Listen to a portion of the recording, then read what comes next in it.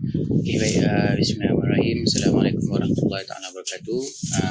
Nama saya Muhammad Amirul Miraub. Asal daripada Segamat. Dibesarkan di Segamat. Kini bekerja sebagai bahagian pengurusan untuk bahagian pemasaran dan ladang bagi syarikat MFL Enterprise. Sudah bermula bekerja pada tahun 2018 sehingga kini lah. Itu sajalah setakat. Nama syarikat yang kami usahakan ini adalah MFL Enterprise, di mana MFL Enterprise ni merupakan syarikat induk dan di bawahnya terdapat beberapa anak syarikat yang lain lah.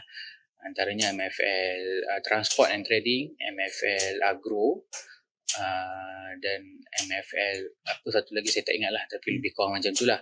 Jadi di mana syarikat ataupun MFL Group ni foundernya adalah Tuan Haji Norman bin Syarun yang menetap di daerah Segamat juga, di Kampung Paya Lebar lah.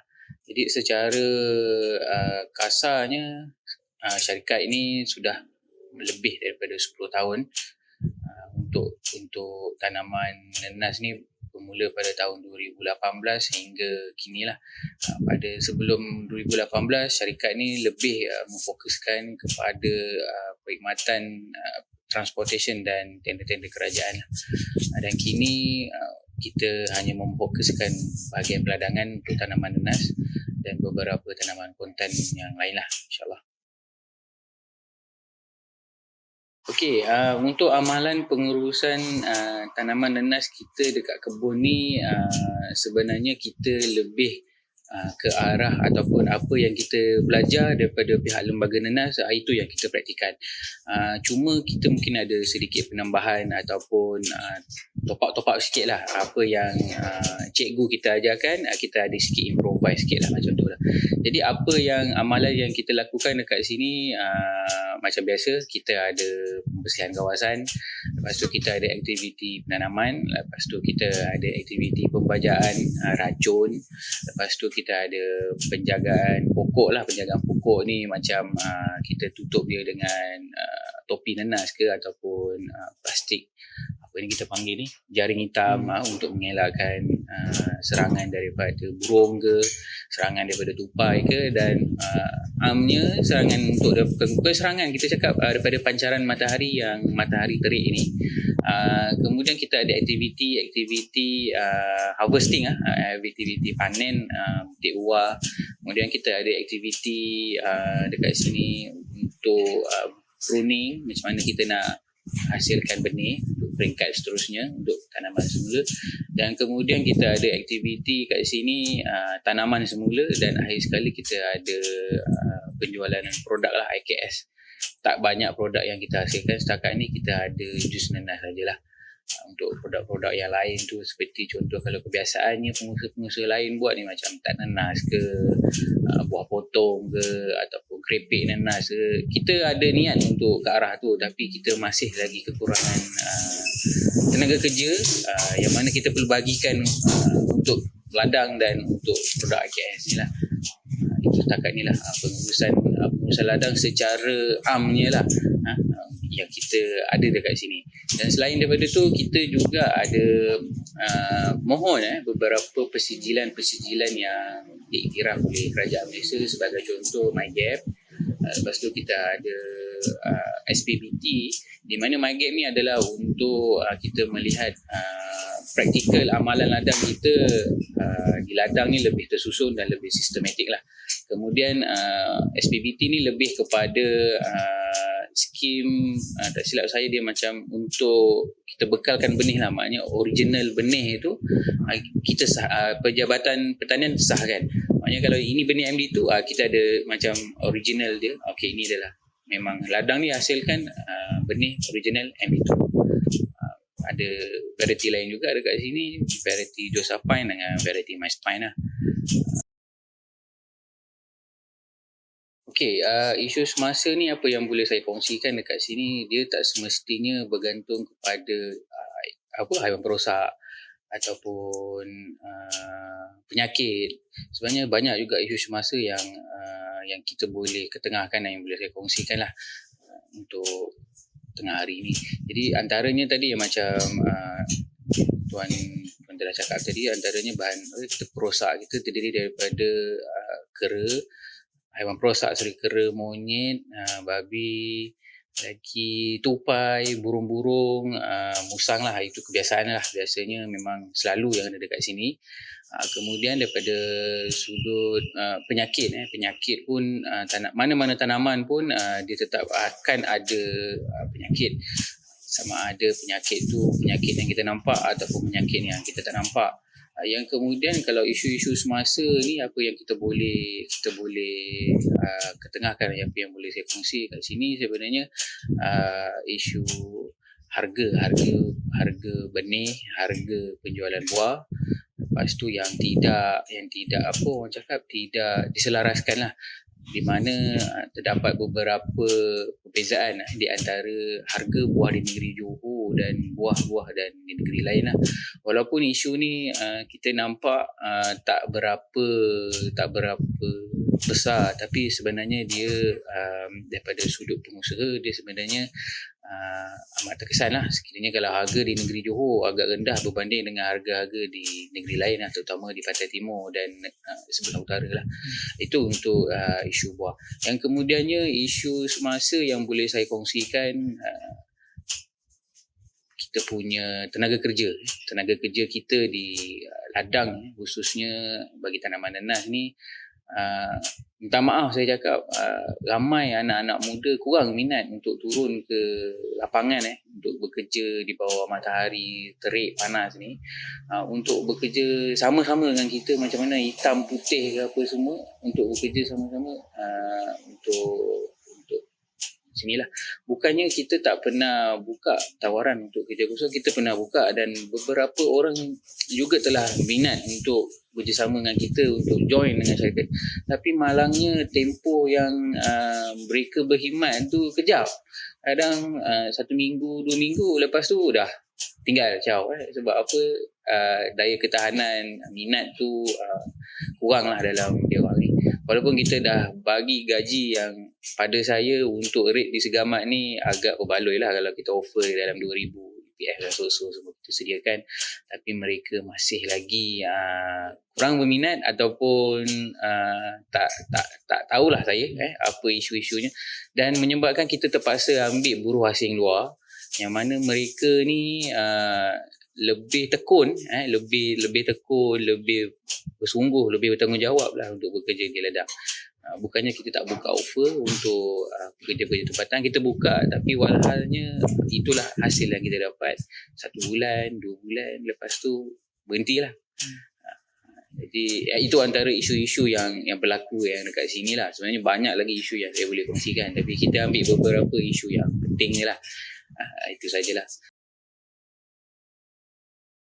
Bila perkembangan ni, saya cuma boleh kongsikan kat sini sejarah awal macam mana daripada tahun 2018 kita mulakan dengan tanaman 1 ekar, lepas tu kita berkembang kepada 5 ekar, lepas tu pada tahun 2019 ke 2020 ataupun 2021 yang mana kita dilanda pandemik COVID tu. Jadi pada tahun tu kita tak memfokuskan pada tanaman lah, dan kita pun tak banyak boleh buat aktiviti pada ketika itu. Apa yang kita fokuskan pada waktu tu pun kita cuma penjagaan kebun sajalah. Jadi pada tahun secara amnya pada tahun 2018 kita dapat lebih kurang 5 ekar tanaman kita, 5 ekar sehingga 6 ekar. 2019, 20 tergantung. Kemudian pada tahun 2021 kita start mula balik nanam. Kita kembangkan tanaman kita kepada 5 ekar lagi. Lepas tu kemudian sehingga kini kita pada tahun 2013 kita dah ke arah lebih kepada 30 ekar, dan tanaman yang sudah ada sekarang lebih kurang 30 ekar, di mana hampir 80% daripada 30 ekar kita ni adalah tanaman MD2. Kemudian 10% adalah tanaman Josephine dan 10% adalah tanaman daripada variety Mas Pine lah. Okey, itu antara perkembangan yang ada kat ladang ni lah. Jadi saya juga nak berkongsi juga dengan tuan-tuan yang ada dekat sini. perkembangan ladang ni bukannya bergantung kepada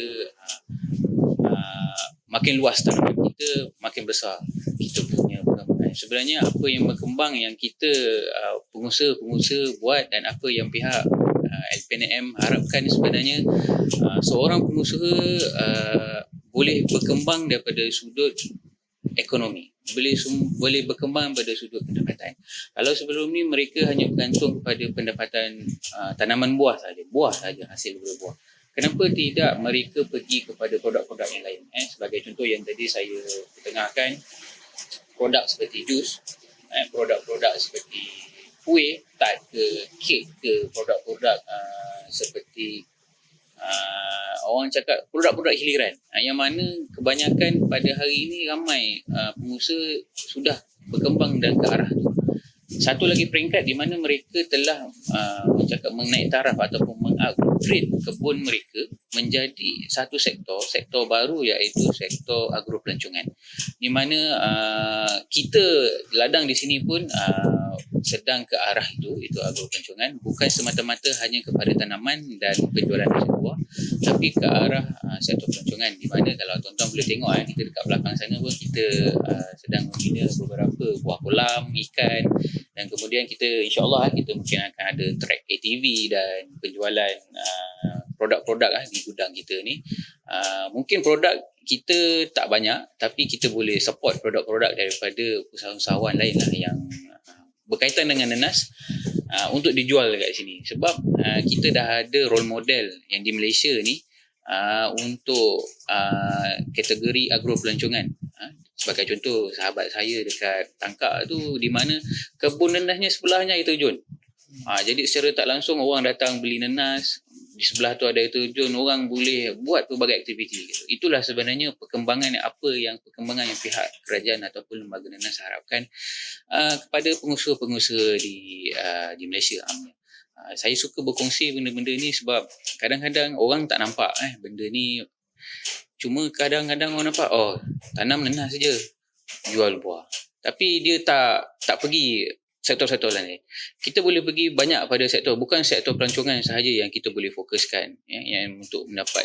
Kemudian kita boleh pergi sektor pendidikan. Nenas ni kita boleh jadikan sektor pendidikan, kat mana kita boleh jadikan kebun kita, kalau kita berminat untuk mengajar, untuk berkongsi ilmu dengan orang, kita boleh buka kelas ke, kita boleh buat konsultan ke untuk pengusaha-pengusaha baru ke, dan secara tak langsung kita boleh jadikan kebun kita, kalau kita berminat untuk jadikan kawasan R&D ke, untuk variety-variety baru ke, kita tak tahu. Sebab sekarang variety-variety kat Malaysia pun makin banyak dan makin berkembang untuk variety-variety nenas ni.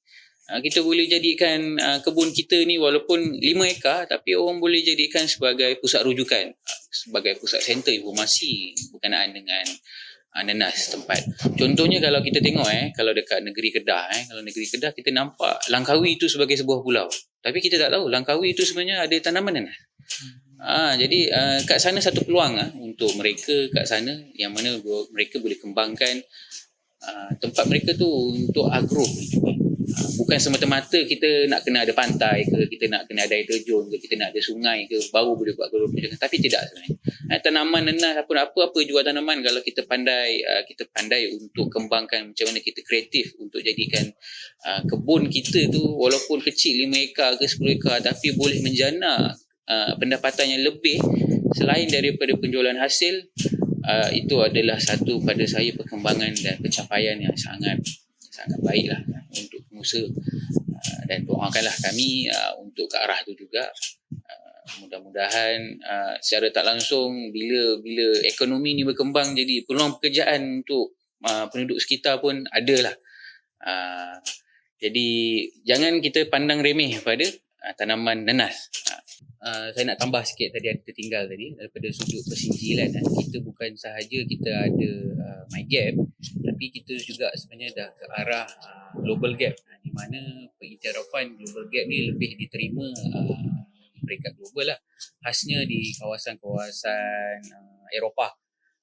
MyGap boleh gunakan. MyGap ni pun dah, kalau macam ladang-ladang lain yang mengamalkan MyGap ni, maknanya mereka dah mendapat pengiktirafan daripada pihak Jabatan Pertanian, mengatakan kebun mereka ni dah mengamalkan amalan ladang yang baik. Tetapi global gap ni adalah satu peringkat di mana pengiktirafan apa yang kita buat kat kebun ni diiktiraf. Dan produk kita diiktiraf dekat peringkat global. Dan buah kita, produk kita boleh masuk ke mana-mana pasaran antarabangsa yang berkira pasaran dia. Maksudnya contohnya macam inilah Starbucks mungkin tuan-tuan ada dengar Starbucks. Starbucks ni kopi dia tu kalau untuk makluman tuan-tuan, kopi dia tu yang diambil buat minum, proses tu, kopi yang daripada ladang tu ada global gap. Dia ada logo dia tu global gap. Jadi pada saya ini adalah satu perkembangan teknologi, cakap teknologi bukan teknologi tapi perkembangan untuk kebun-kebun yang sekarang yang ke arah tu lah. Di mana LPNM pun mensarankan kebun-kebun yang ada MyGap untuk upgrade kepada perkongsian teknologi ni. Sebenarnya apa yang kita amalkan dekat sini tak adalah teknologi sangat. Kita masih lagi menggunakan separa teknologi lah. Maksudnya dia masih lagi menggunakan tenaga manusia dan menggunakan tentera berat lah, seperti traktor dan apanya lah. Tapi kalau untuk mencapai hasrat pihak kerajaan di mana industri pertanian ke arah IR 4.0, sebenarnya kita masih lagi belum lagi ke arah tu lah. Maksud saya belum lagi ke arah tu, maksudnya adakah petani-petani ni bersedia untuk ke arah tu. Walaupun peralatan, equipment, software ke aplikasi dan benda-benda tu semua telah tersedia waktu kini, adakah benda tu sesuai untuk diaplikasikan di kebun kita ataupun mana-mana pengusaha? Mungkin ada pengusaha yang mempunyai modal yang lebih, mereka boleh buat ke arah tu disebabkan peralatan-peralatan yang ke arah teknologi ni dia memakan kos dan modal yang tinggi lah. Memang by at the end dia punya pengakhirannya adalah sangat membantu kepada pengusaha, tetapi adakah pengusaha-pengusaha kecil yang kapasiti dia 5 ekar, adakah kesesuaiannya begitulah. Kalau pada saya, pada mereka yang mengusahakan pada skala besar, estate 100 ekar ke 500 ekar ke, mereka boleh mengaplikasikan teknologi-teknologi benda ni lah. Tapi kalau untuk di kebun kami ni, kami sedaya upaya juga sebenarnya cuba untuk menggunakan beberapa aplikasi untuk orang cakap keseragaman dan kemudahan kerja. Walaupun tak berapa canggih orang cakap, tapi bolehlah untuk kita buat sebagai rujukan. Sebagai contoh macam dia bagi apps tu, dia bagi notifikasi kepada kita, okey, kawasan ni sepatutnya kena baja berapa banyak, bila tarikhnya, okey, kawasan ni dah kena harvest, lebih kurang macam tu lah aplikasi yang kita cuba terapkan dekat sini lah. Itu pun masih lagi tak lengkap lah aplikasi itu. Dan kemudiannya aplikasi yang pihak UiTM Jasin pun baru ni pernah jumpa dengan saya, salah seorang ataupun 2-3 orang pelajarnya telah jumpa ke ladang kami untuk bangunkan aplikasi pengesanan penyakit. Maknanya pengesanan penyakit ni, kita nampak pokok tu sakit, kita boleh scan pokok tu dengan telefon bimbit kita, dengan apps yang ada tu, itu untuk kita ketahui apa sakit pokok tu. Dan mereka dah try pun dekat sini, alhamdulillah apps tu berjaya detect penyakit-penyakit tu. Walaupun tak banyak penyakit, tapi penyakit-penyakit utama yang selalu berlaku pada nenah ni berjaya dikesan oleh apps tu.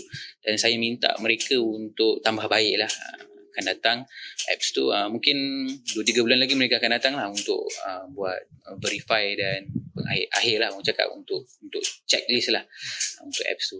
Sebenarnya apps macam ni lah sebenarnya banyak membantu pekebun-pekebun yang khususnya macam orang-orang yang kurang pengalaman dan kurang knowledge berkenaan dengan nanas.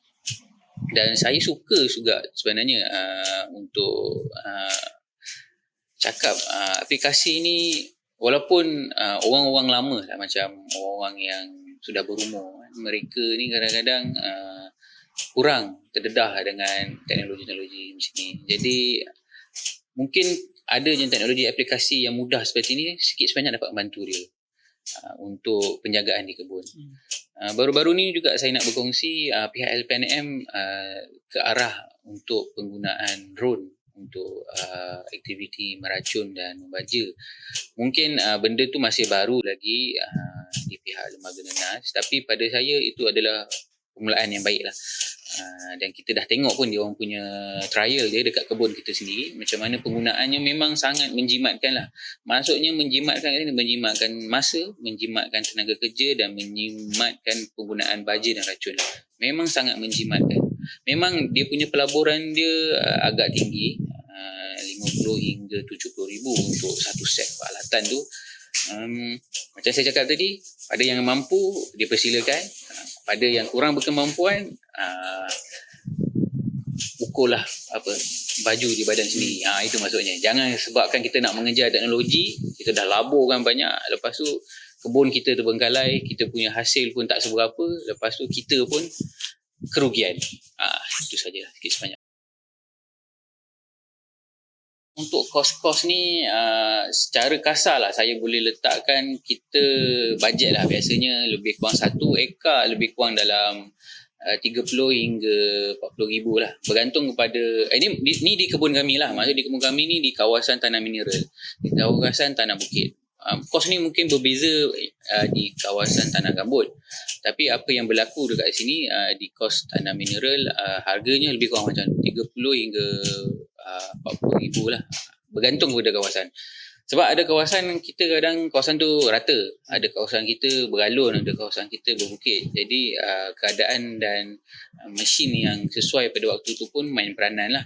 Dan kos-kos yang lain tu pun seperti benih apa semua tu pun ada juga benih yang kita beli daripada luar, dan ada juga benih yang kita dapat bantuan daripada pihak kerajaan lah, pihak lembaga NAS.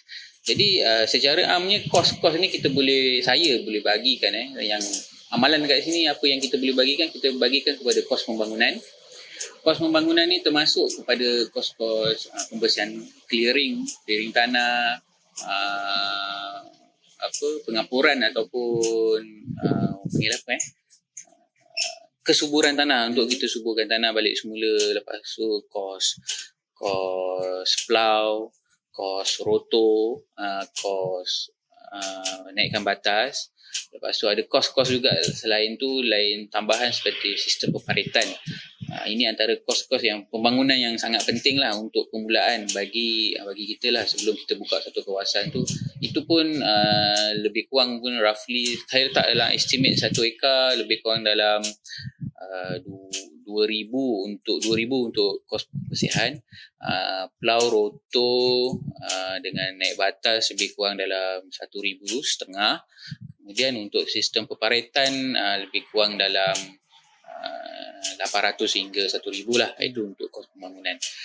Jadi untuk kos yang seterusnya, yang itu kos utama kita adalah kos tanaman dan kos bahan input. Okay, kos tanaman ni dan bahan input ni sebagai contohnya kos benih, kos baja, kos racun, kos-kos bahan input seperti yang lain lah, seperti sesungkup, topi nenas, lepas tu cangkul lah, apa semua benda-benda kasar macam tu.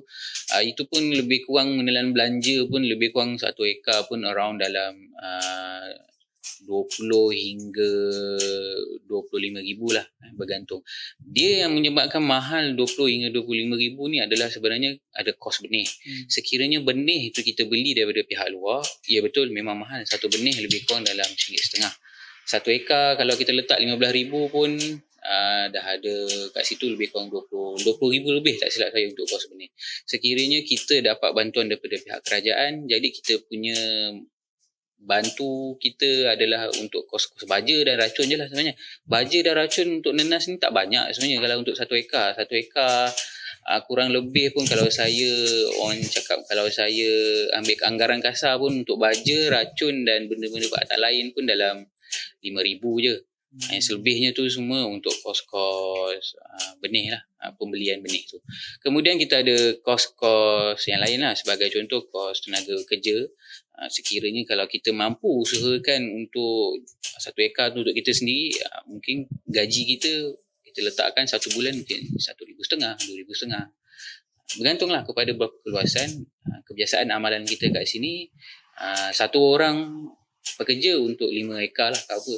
Jadi kalau kos untuk satu musim lebih kurang kalau kita letak minimum gaji untuk kerja asing 1,500 setahun ataupun satu musim lebih kurang dalam 20 ribu hingga 24 ribu lah. Lebih kurang macam tu lah silap saya. Mungkin kena kira balik lah. Itu untuk kos kerja. Dan akhir sekali adalah kos-kos yang kita tak nampak. Kos-kos yang kita tak nampak ni macam contoh kos pagar elektrik untuk kita ancaman tadi. Kemudian kita ada kos tiba-tiba untuk diesel ke petrol ke, lepas tu kos-kos tiba-tiba kita nak tambah gudang ke, nak buat sistem nak tambah elektrik, lampu ke apa ke, semua itu kos-kos lain lah. Tapi biasanya kita tak terlalu mewajibkan lah. Setiap kebun mesti ada pondok, tak lah.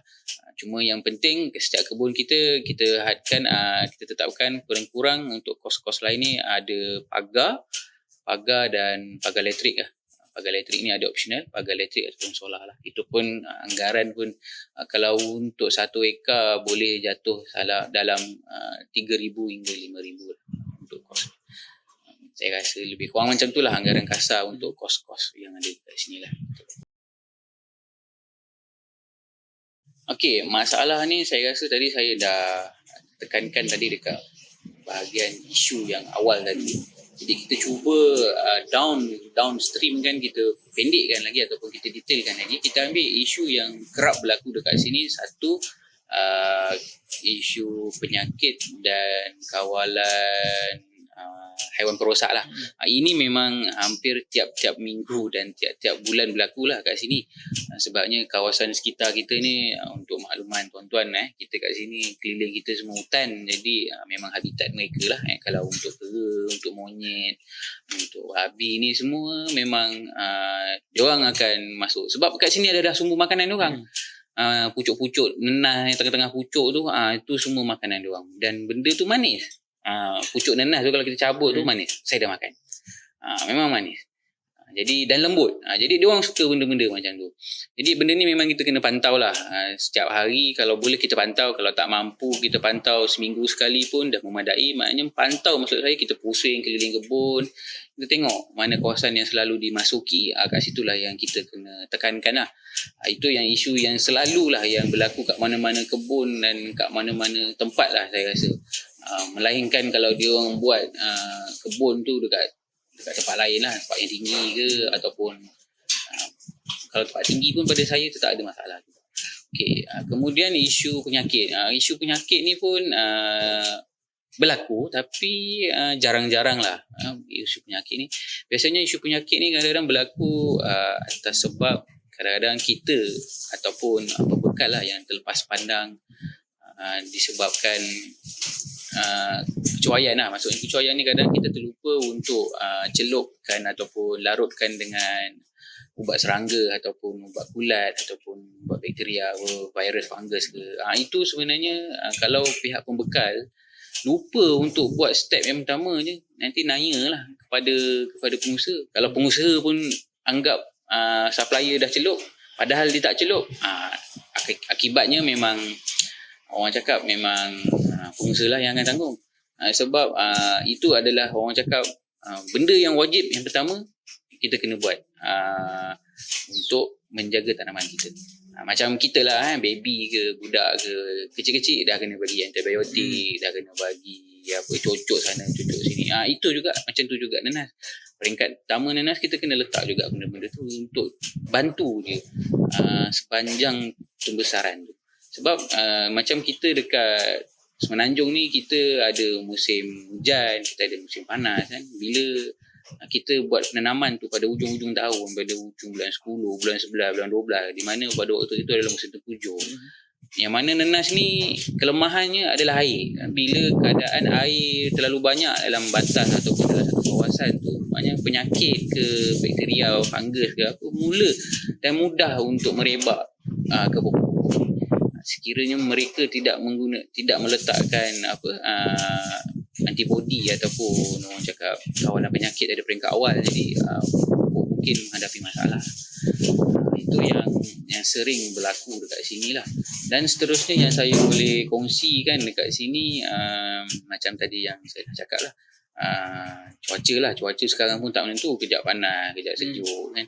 Kalau mungkin zaman dulu kita boleh anggap musim hujan dah hampir tiba, tapi sekarang musim tak berapa menentu. Tapi kita tak boleh nak salahkan siapa, sebab ini semua dah ketentuan Allah Taala.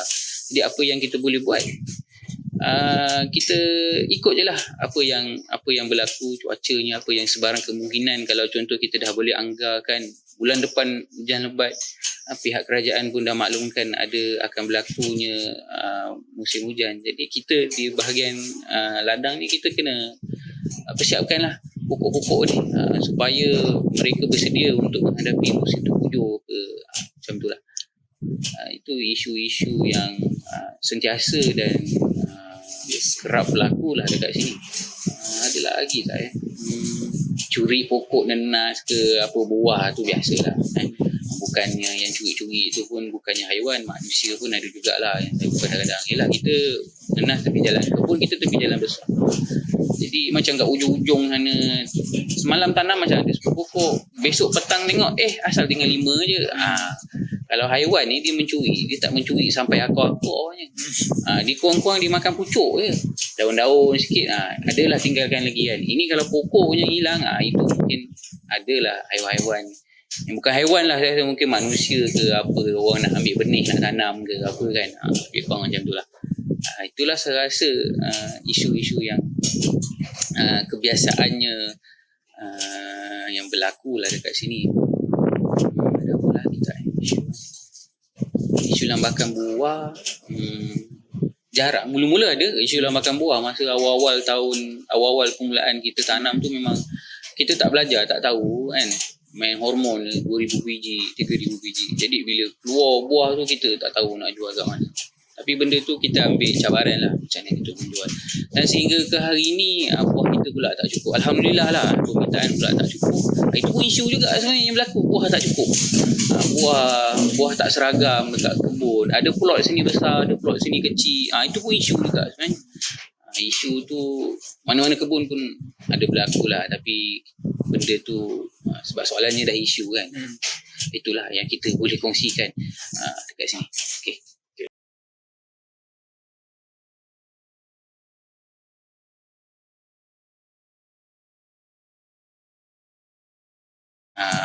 Terima kasih lah kerana memilih dan kami yang tak seberapa ni. Kalau dia boleh ambil gambar ke, nak ambil video ke, nanti terpulang lah nak buktikan. Takut datang main assignment buat main-main kan, datang sini kebun sini. Terima kasih juga sudi kami dan terima kasih juga kerana memilih industri nenas untuk dijadikan sebagai assignment.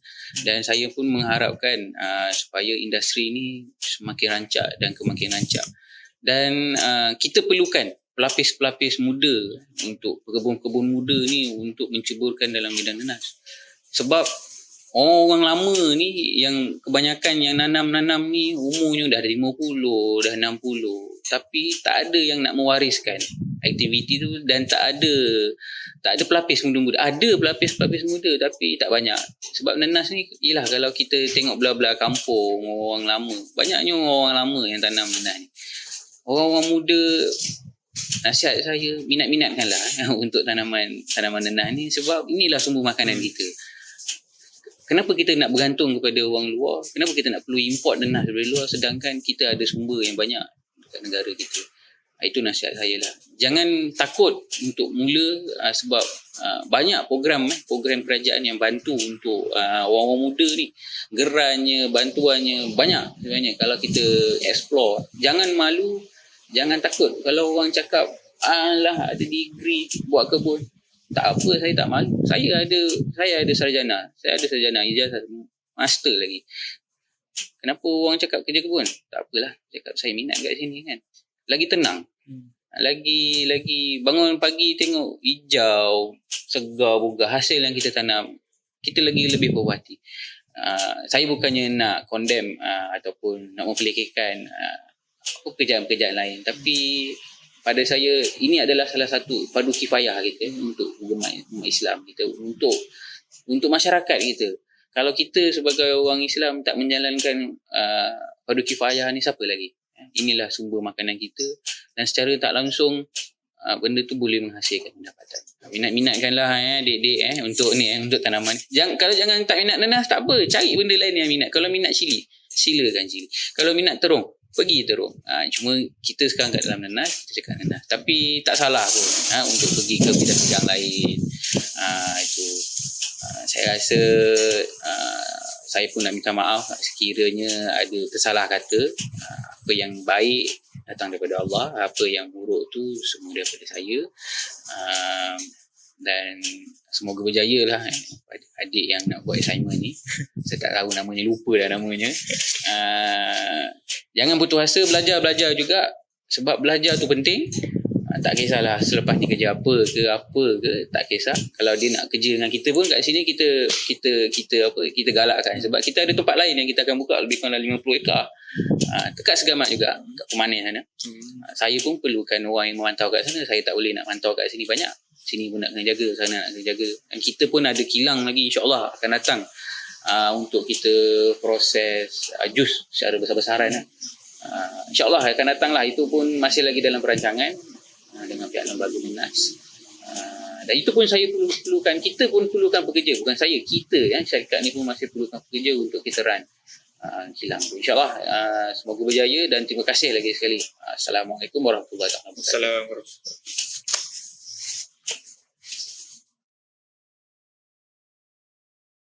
Budak ni walaupun saya bukan budak UiTM, saya tetap mengikuti. Ini kita di ladang nanas. Ini nanas. Ini pun nanas.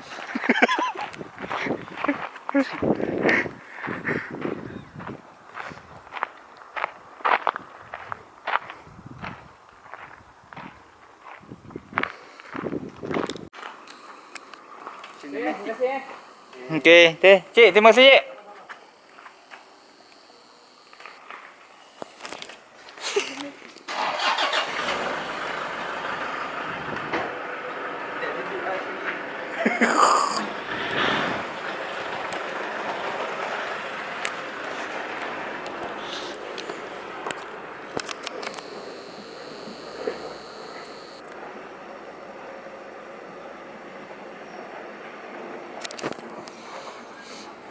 Kecil tu.